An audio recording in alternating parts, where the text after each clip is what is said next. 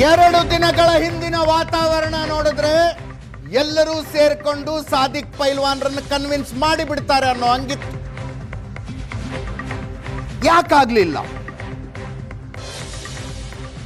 ಕಾಂಗ್ರೆಸ್ನ ಮುಸ್ಲಿಂ ಮುಖಂಡರು ದಾವಣಗೆರೆಯ ಬಂಡಾಯ ತಣಿಸುವಲ್ಲಿ ಯಾಕೆ ವಿಫಲರಾದರು? ಜಮೀರ್ ಅಹಮ್ಮದ್ ಖಾನ್ರಿಗೆ ಹೊಣೆ ಹೊರಿಸಲಾಗಿತ್ತು. ಸಾದಿಕ್ ಪೈಲ್ವಾನ್ರನ್ನ ಮನವೊಲಿಸಿ ನಾಮಿನೇಷನ್ ವಾಪಸ್ ತೆಗೆಸುವ ಹೊಣೆಯನ್ನ ಜಮೀರ್ ಅಹಮ್ಮದ್ ಖಾನ್ರಿಗೆ ಹೊರಿಸಲಾಗಿತ್ತು. ಅವರು ದಾವಣಗೆರೆಗೆ ಬರಲೇ ಇಲ್ಲ, ಬೆಂಗಳೂರಿನಲ್ಲಿ ಕೂತ್ಕೊಂಡೇ ಮಾತುಕತೆ ನಡೆಸ್ತಾ ಇದ್ರು.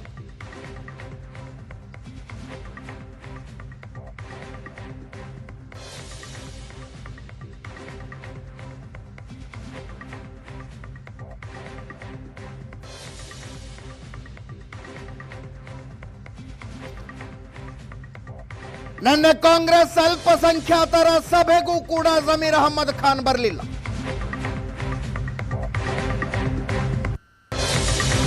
ಕಾಂಗ್ರೆಸ್ ಶಾಸಕಾಂಗ ಪಕ್ಷದ ಸಭೆ ಇತ್ತು. ಅದಾದ ನಂತರ ಮುಸ್ಲಿಂ ನಾಯಕರುಗಳ ಸಭೆ ಕರೆಯಲಾಗಿತ್ತು. ಆ ಸಭೆಗೆ ಜಮೀರ್ ಅಹಮ್ಮದ್ ಖಾನ್ ಬರಲಿಲ್ಲ.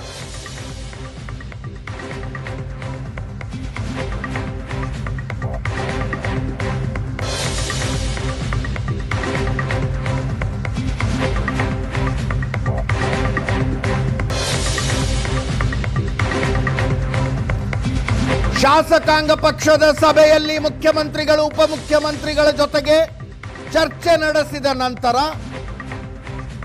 ಜಮೀರ್ ಅಹಮ್ಮದ್ ಖಾನ್ ಅವರೆಲ್ಲ ಹೋಗ್ಬಿಟ್ರು.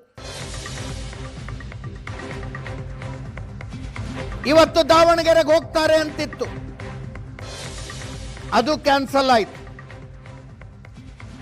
ನಾಳೆಯಿಂದ 3 ದಿನ ಕೇರಳ ಪ್ರವಾಸ ಅಂತೆ. ಅಲ್ಲಿಂದ ಬಾಗಲಕೋಟೆ ಪ್ರವಾಸಕ್ಕೆ ಹೋಗ್ತಾರಂತೆ. ಆಮೇಲೆ ದಾವಣಗೆರೆಗೆ ಬರ್ತಾರಂತೆ.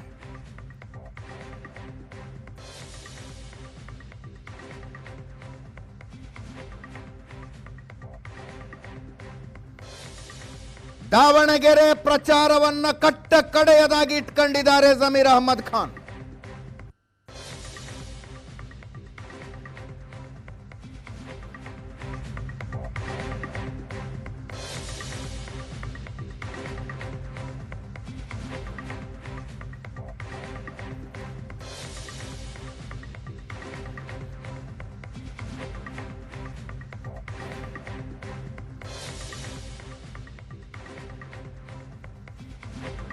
ನಮ್ಮ ಪೊಲಿಟಿಕಲ್ ಎಡಿಟರ್ ಪ್ರಶಾಂತ್ ನಾಥು ನೇರ ಸಂಪರ್ಕದಲ್ಲಿದ್ದಾರೆ. ಜೊತೆಗೆ ದಾವಣಗೆರೆ ರಿಪೋರ್ಟರ್ ಮಹಾಂತೇಶ್ ಕೂಡ ಲೈವ್ನಲ್ಲಿದ್ದಾರೆ.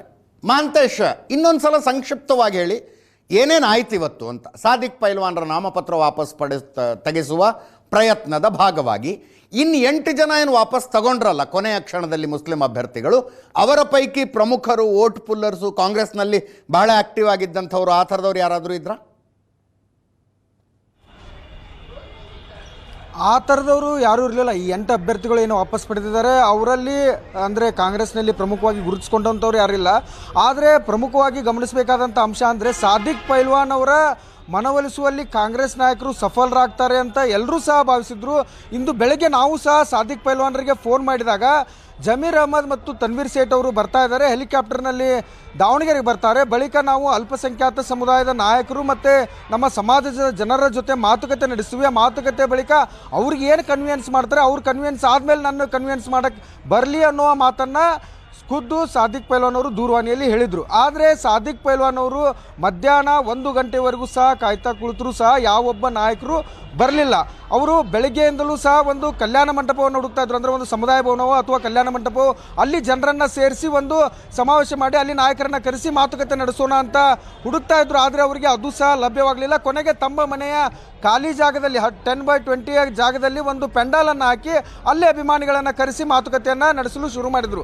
ಆದರೆ 2:45 ಸುಮಾರಿಗೆ ಏನು ಇವರು ರಿಜ್ವಾನ್ ಅರ್ಷದ್ ಮತ್ತು ಸಲೀಂ ಅಹಮದ್ ಅವರು ಆಗಮಿಸಿ ನೀವು ನಾಮಪತ್ರ ವಾಪಸ್ ಪಡೆಯಲು ಬನ್ನಿ ಅಂತ ಮನವೊಲಿಕೆ ಮಾಡಲು ಯತ್ನಿಸಿದ್ರು. ಅವರನ್ನು ಮನೆಯೊಳಗೆ ಕರೆದುಕೊಂಡು ಹೋದರು.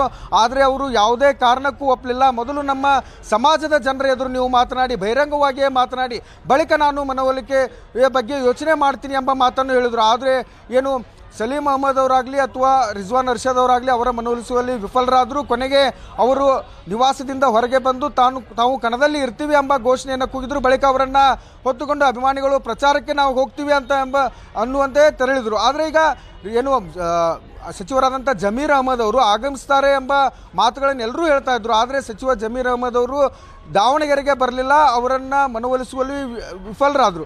ಎಲ್ಲೋ ಒಂದು ಕಡೆ ಅಲ್ಪಸಂಖ್ಯಾತ ಸಮುದಾಯದ ನಾಯಕರು ಸಹ ಇವರು ಕಣದಲ್ಲಿ ಇರಲಿ ಅಂತ ಬಯಸ್ತಾ ಇದ್ದಾರೋ ಎಂಬ ಅನುಮಾನವೂ ಸಹ ದಾವಣಗೆರೆ ಜಿಲ್ಲಾ ರಾಜಕೀಯ ವಲಯದಲ್ಲಿ ವ್ಯಕ್ತವಾಗ್ತಾ ಇದೆ. ಯಾಕಂದರೆ ಅವರನ್ನು ಮನವೊಲಿಸುವುದಾದರೆ ಬೆಳಗ್ಗೆ ಬೇಗ ಬಂದು ಅವರ ಜೊತೆ ಮತ್ತು ಅವರ ಬೆಂಬಲಿಗರ ಜೊತೆ ಮತ್ತು ಕಾರ್ಯಕರ್ತರ ಜೊತೆ ಸಭೆಯನ್ನು ಮಾಡಿ ಮನವೊಲಿಸಬಹುದಾಗಿತ್ತು. ಆದರೆ ಏನು ರಿಜ್ವಾನ್ ಅರ್ಷದ್ ಅವರು ಮತ್ತು ಸಲೀಂ ಅಹಮದ್ ಅವರು ಬಂದ ಬಳಿಕವೂ ಸಹ ಯಾವುದೇ ಕಾರಣಕ್ಕೂ ಸಾದಿಕ್ ಪೈಲ್ವಾನ್ ಅವರು ನಾನು ಯಾವುದೇ ಕಾರಣಕ್ಕೂ ನನ್ನ ನಾಮಪತ್ರವನ್ನು ವಾಪಸ್ ಪಡೆಯಲ್ಲ ಎಂಬ ಮಾತನ್ನು ಹೇಳಿದರು. ಸುದ್ದಿಗೋಷ್ಠಿ ವೇಳೆ ಅವರು ಒಂದು ಮಾತನ್ನು ಸ್ಪಷ್ಟಪಡಿಸಿದರು. CM DCM ಸೇರಿದಂತೆ ನಮ್ಮ ಅಲ್ಪಸಂಖ್ಯಾತ ಸಮುದಾಯದ ಸಚಿವರು, ಶಾಸಕರು, ವಿಧಾನ ಪರಿಷತ್ ಸದಸ್ಯರು ನನಗೆ ದೂರವಾಣಿ ಕರೆ ಮಾಡಿದ್ರು. ಆ ವೇಳೆ ನಾವು ಅವರಿಗೆ ಸ್ಪಷ್ಟವಾಗಿ ಒಂದು ಸಂದೇಶವನ್ನು ನೀಡಿದ್ದೆ. ಮೊದಲು ನೀವು ದಾವಣಗೆರೆಗೆ ಆಗಮಿಸಿ ಇಲ್ಲಿ ನಮ್ಮ ಸಮುದಾಯದ ಜನರು ಮತ್ತು ಕಾರ್ಯಕರ್ತರಿಗೆ ಒಂದು ಭರವಸೆಯನ್ನು ನೀಡಿ, ಅಂದರೆ ಅವರೇ ಮನವೊಲಿಸಿ, ಬಳಿಕ ನನ್ನ ಮನವೊಲಿಸುವಲ್ಲಿ ನೀವು ಆಗಮಿಸಿ ಎಂಬ ಮಾತನ್ನು ಹೇಳಿದರು. ಆದರೆ ಏನು ಅಲ್ಪಸಂಖ್ಯಾತ ಸಮುದಾಯದ ಸಚಿವರಾಗಲಿ ಅಥವಾ ಶಾಸಕರಾಗಲಿ ಯಾರೂ ಸಹ ಆ ಸಮಯದಲ್ಲಿ ಬರಲಿಲ್ಲ. ಏನು 3 ಗಂಟೆಗೆ ನಾಮಪತ್ರ ವಾಪಸ್ ಪಡೆಯಲು ಅಂತಿಮ ಕ್ಷಣ 2:45 ಸುಮಾರಿಗೆ ಏನು ಈ ಸಾದಿಕ್ ಪೈಲ್ವಾನ್ ಅವರ ನಿವಾಸಕ್ಕೆ ರಿಜ್ವಾನ್ ಅರ್ಷದ್ ಮತ್ತು ಸಲೀಂ ಅಹಮದ್ ಅವರು ಆಗಮಿಸಿದ್ರು. ಈ ವೇಳೆ ಬೆಂಬಲಿಗರು ಸಹ ಜಮಾಯಿಸಿದ್ರು. ಅವರಿಗೆ ಗೋ ಬ್ಯಾಕ್ ಅಂತ ಘೋಷಣೆಯನ್ನು ಕೂಗಿದ್ರು. ಅಷ್ಟೇ ಅಲ್ಲದೆ ಕಾಂಗ್ರೆಸ್ ಪಕ್ಷ ನಮಗೆ ಅನ್ಯಾಯ ಮಾಡಿದೆ, ನಾವು ಈ ಬಾರಿ ಪಾಠ ಕಲಿಸ್ತೀವಿ ಎಂಬ ಘೋಷಣೆಗಳನ್ನೆಲ್ಲವೂ ಕೂಗಿದ್ರು. ಈ ಎಲ್ಲ ಇದರೆಲ್ಲದರ ನಡುವೆ ಈಗ ಸಾದಿಕ್ ಪೈಲ್ವಾನ್ ಅವರು ಕಣದಲ್ಲಿರುವಂಥದ್ದು. ನಾನು ಬಂಡಾಯ ಕಾಂಗ್ರೆಸ್ ಅಭ್ಯರ್ಥಿಯಾಗಿ ನಾನು ಸ್ಪರ್ಧೆ ಮಾಡಿಯೇ ಮಾಡ್ತೀನಿ, ನಾನು ಕಣದಲ್ಲಿದ್ದು ಗೆಲ್ತೀನಿ ಎಂಬ ವಿಶ್ವಾಸವನ್ನು ಈಗ ಸಾದಿಕ್ ಪೈಲ್ವಾನ್ ಅವರು ವ್ಯಕ್ತಪಡಿಸ್ತಾ ಇರುವಂಥದ್ದು. ಅಜಿತ್ ಅಂತ ಕಾಂಗ್ರೆಸ್ನ ಬಣ ಭಿನ್ನ ಮತದ ಬಗ್ಗೆ ನಾವು ಚರ್ಚೆ ಮಾಡಿದ್ವಿ. ಇವತ್ತು ನಡೆದ ಈ ಒಟ್ಟಾರೆ ಬೆಳವಣಿಗೆಯನ್ನು ನೋಡಿದ್ರೆ ಅದರ ಪಾತ್ರ ದೊಡ್ಡ ಪ್ರಮಾಣದಲ್ಲಿ ಕಾಣಿಸ್ತಾ ಇದೆ. ಅಜಿತ್, ಮೊದಲ ಬಾರಿ ಅನಿಸುತ್ತೆ ಬಹಳ ವರ್ಷಗಳ ನಂತರ ಈ ರೀತಿ ಒಬ್ಬ ಮುಸ್ಲಿಂ ಅಭ್ಯರ್ಥಿಯನ್ನು, ಕಾಂಗ್ರೆಸ್ನ ಕಟ್ಟಾ ಬೆಂಬಲಿಗರಾಗಿರ್ತಕ್ಕಂಥ ಮುಸ್ಲಿಂ ಅಭ್ಯರ್ಥಿಯನ್ನು ಹಿಂತೆಗೆಸಲಿಕ್ಕೆ ಆಡಳಿತ ಇದ್ದಾಗ ಸಾಧ್ಯ ಆಗಲಿಲ್ಲ. Yes, that is very important. ವಿರೋಧ ಪಕ್ಷಗಳಿದ್ದಾಗ ನಿಮ್ಗೆ ಸಾಧ್ಯ ಆಗಲ್ಲ, ಅರ್ಥ ಆಗತ್ತೆ. ಆಡಳಿತದಲ್ಲಿದ್ದಾಗ ಮತ್ತು ಶಾಮನೂರ್ ಕುಟುಂಬಕ್ಕೆ ಟಿಕೆಟ್ ಕೊಟ್ಟಾಗಲೂ ಕೂಡ ಶಾಮನೂರ್ ಕುಟುಂಬದ ಕಟ್ಟಾ ಬೆಂಬಲಿಗ ಮುಸ್ಲಿಂ ನಾಯಕನನ್ನು ಹಿಂತೆಗೆದುಕೊಳ್ಳಿಕ್ಕೆ ಸಾಧ್ಯ ಆಗಿಲ್ಲ ಅಂತಕ್ಕಂಥದ್ದು ಸ್ಟೇಟ್ ಆಫ್ ಅಫೇರ್ಸ್ ಇನ್ ಕಾಂಗ್ರೆಸ್ಸನ್ನು ಬಹಳ ಸ್ಪಷ್ಟವಾಗಿ ತೋರಿಸುತ್ತೆ ಅಲ್ವಾ? ಎಸ್. ಈಗ ಜಮೀರ್ ಅಹಮದ್ ಖಾನ್ ದಾವಣಗೆರೆಗೆ ಹೋಗಲಿಲ್ಲ. ಜಮೀರ್ ಅಹಮದ್ ಖಾನ್ ನಾನು ರಾಜೀನಾಮೆ ಕೊಡ್ತೀನಿ, ಮುಸ್ಲಿಮರಿಗೆ ಟಿಕೆಟ್ ಕೊಡಲಿಲ್ಲ ಅನ್ನೋವರೆಗೆ ಹೇಳಿದ್ರು.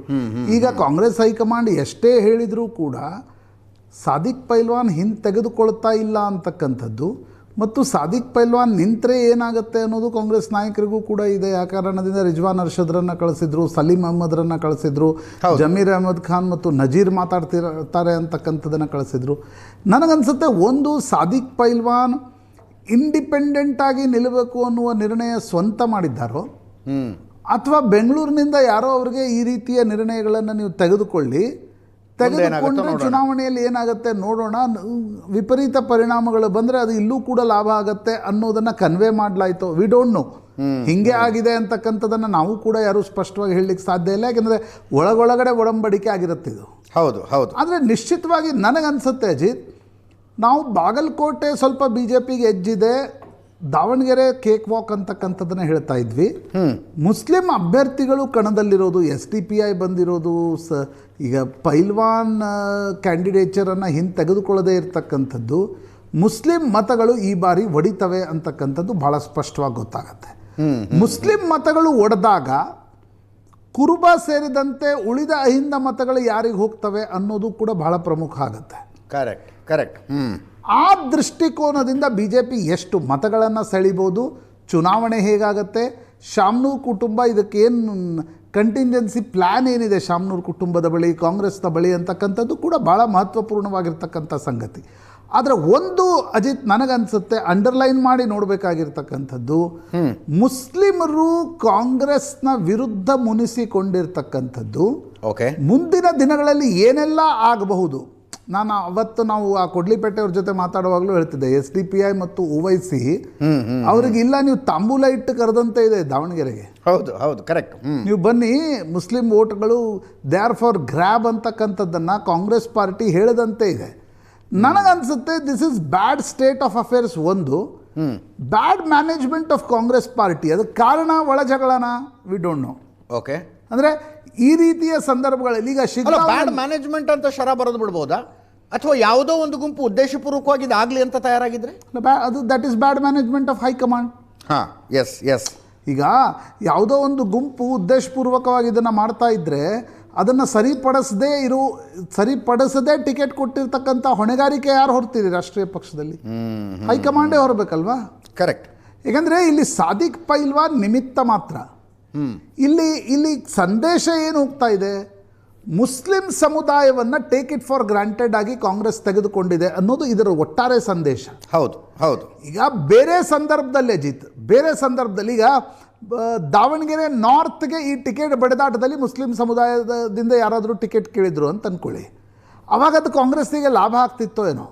ಬಟ್ ಮುಸ್ಲಿಂ ಬಾಹುಳ್ಯ ಕ್ಷೇತ್ರಗಳೇನಿವೆ, ನಾನು ನಿನ್ನೆನೂ ಮಾತಾಡಿದ್ವಿ ನಾವು, ದಾವಣಗೆರೆ, ವಿಜಯಪುರ, ಹುಬ್ಳಿ ಮೊದಲು ಇತ್ತು, ಈಗ ಪ್ರಸಾದ್ ಅಬ್ಬಯ್ಯ ಕ್ಷೇತ್ರ ಮೊದಲು ಮುಸ್ಲಿಂ ಕ್ಷೇತ್ರ ಆಗಿತ್ತು. ಹೌದು ಕರೆಕ್ಟ್. ಶಿಗ್ಗಾಂವಿ, ಅದಾದಮೇಲೆ ಕಲಬುರ್ಗಿ, ಅದಾದಮೇಲೆ ರಾಯಚೂರು, ಈ ಕ್ಷೇತ್ರಗಳು ಮುಸ್ಲಿಂ ಅಭ್ಯರ್ಥಿಗೆ, ತುಮಕೂರು ಮುಸ್ಲಿಂ ಅಭ್ಯರ್ಥಿಗೆ ಕಾಂಗ್ರೆಸ್ ತಲೆತಲಾಂತರದಿಂದ ಟಿಕೆಟ್ ಕೊಡ್ತಾ ಬರ್ತಾ ಇರ್ತಕ್ಕಂಥ ಕ್ಷೇತ್ರಗಳು.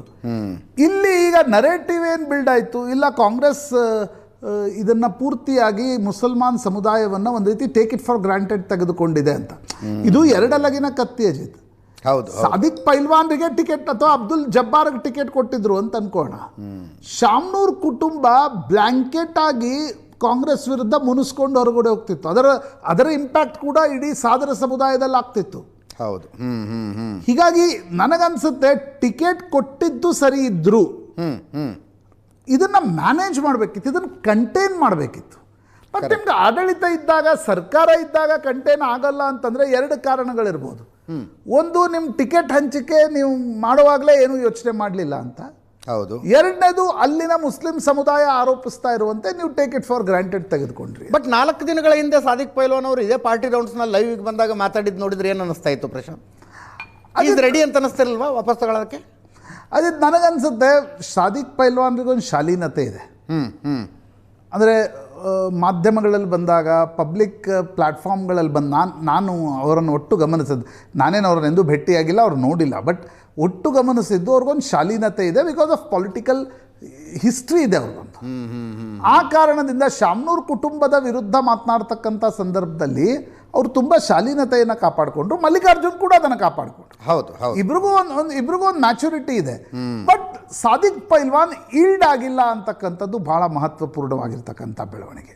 ಅಲ್ಲ, ನಾನು ಈ ಪ್ರಶ್ನೆ ಯಾಕೆ ಕೇಳಿದೆ ಅಂದರೆ, ಸಾದಿಕ್ ಪೈಲ್ವಾನೇ ವಾಪಸ್ ತೆಗೆದುಕೊಳ್ಳೋದಕ್ಕೆ ರೆಡಿ ಇದ್ರೂ ಕೂಡ ಕೆಲವರು ತೆಗೆದುಕೊಳ್ಳದಂತೆ ಮನವೊಲಿಸಿದ್ರ ಅಂತ ಇರ್ಬೋದು. ಕಾಂಗ್ರೆಸ್ನ ಒಳಜಗಳವನ್ನು ನೋಡ್ತಾ ಇರ್ತಕ್ಕಂಥ ಸಂದರ್ಭದಲ್ಲಿ, ಕಾಂಗ್ರೆಸ್ನ ಒಳಜಗಳ ಯಾವುದೇ political party for that matter, ಅದು ಕೇರಮಾಟ ಆದಂಗೆ ಆಗಿದೆ. ಅದು ರಾಣಿನ ಎಲ್ಲಿಟ್ಟು ಎಲ್ಲಿ ಹೊಡೆದು ಎಲ್ಲಿ ಹಾಕ್ತಾರೆ ಅಂತಕ್ಕಂಥದ್ದು ಗೊತ್ತಾಗ್ತಿಲ್ಲ. ಅಂದರೆ ಕೇರಮಾಟದಲ್ಲಿ ಆಡ್ತಾರಲ್ಲ, ರಿಬೌಂಡ್ ಹೊಡಿತಾರಲ್ಲ. ಹೌದು ಹೌದು. ಹಾಗಾಗಿ ಈಗ ಸಾದಿಕ್ ಪೈಲ್ವಾನ್ರನ್ನು ಕಣಕ್ಕೆ ಹಿಂತೆಗೆದುಕೊಳ್ಳದೇ ಇರುವ ರೀತಿ ಮಾಡೋದ್ರಿಂದ ಅದರ ಇಂಪ್ಯಾಕ್ಟ್ ಏನು ನನಗನ್ನಿಸ್ತಾ ಇದೆ Ajit, Congress has to be careful in Davanagere. ಯಾಕಂದರೆ ಸಾದಿಕ್ ಪೈಲ್ವಾನ್ ಕಣದಲ್ಲಿದ್ದಾರೆ, ಎಷ್ಟು ಜನ ಇದ್ದಾರೆ ಅಲ್ಲ, ಮುಸ್ಲಿಂ ಸಮುದಾಯದಲ್ಲಿ ಒಂದು ವೇಳೆ ನರೇಟಿವ್ ಬಿಲ್ಡ್ ಆದರೆ ಮುಸ್ಲಿಂ ಸಮುದಾಯದಲ್ಲ ಮತಗಳನ್ನು ಒಡೆದು ರಾಜ್ಯದ ಕಾಂಗ್ರೆಸ್ಗೆ ತನ್ಮೂಲಕ ದಿಲ್ಲಿಗೆ ಸಂದೇಶವನ್ನು ಕೊಡಬೇಕು ಅಂತಕ್ಕಂಥದ್ದೇನಾದರೂ ಒಂದು ಬಣ ತೀರ್ಮಾನ ಮಾಡಿದ್ದೇ ಆದಲ್ಲಿ ಅದುವರೆಗೆ ಮುಸ್ಲಿಂ ಸಮುದಾಯದ ವೋಟ್ಗಳಿರಲ್ಲ. ಅಲ್ಲಿ ಕುರುಬ ಸಮುದಾಯದ ವೋಟ್ಗಳಿವೆ, ಅಲ್ಲಿ ಅಹಿಂದ ಸಮುದಾಯದ ವೋಟ್ಗಳಿವೆ. ಅವು ಏನಾಗ್ತವೆ ಅಂತಕ್ಕಂಥದ್ದು ಭಾಳ ಇಂಪಾರ್ಟೆಂಟ್. ಹೀಗಾಗಿ ನನಗನ್ಸುತ್ತೆ ಸಾದಿಕ್ ಪೈಲ್ವಾನ್ ಕಣದಲ್ಲಿ ಉಳಿದಿರೋದ್ರಿಂದ ದಾವಣಗೆರೆಯ ಚುನಾವಣೆ ಒಂದು ರೋಚಕತೆಯನ್ನು ನಿಶ್ಚಿತವಾಗಿ ಪಡೆದುಕೊಂಡಿದೆ. ಎಸ್. ಇದೆಲ್ಲದರ ಜೊತೆಗೆ ಜಮೀರ್ ಅಹಮ್ಮದ್ ಖಾನ್ರ ನಡೆಯನ್ನು ಒಂದ್ಸಲ ಚರ್ಚೆ ಮಾಡ್ಬೇಕು ನಾವು.